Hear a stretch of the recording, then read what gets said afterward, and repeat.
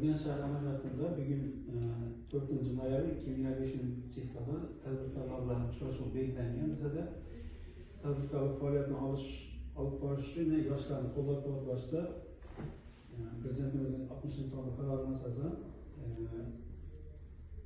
yosh tadbirkorlarni qo'llab-quvvatlash maqsadida 100 million so'mgacha imtiyozli kredit ajratiladi. Bunda 3-shaxs kafilligi va sug'urta polisi taqdim qilingan holda 12 oy imtiyozli davr bilan 5 yil muddatda kredit ajratib qo'yiladi. Bundan tashqari kredit mablag'imiz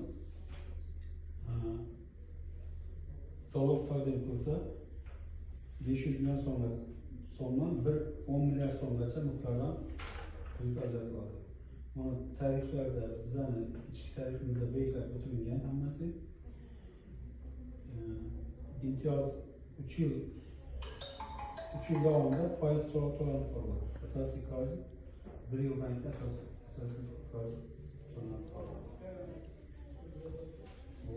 Ta'lim kredit bo'yicha tushuncha bersin. Ta'lim krediti onlayn ajratiladi.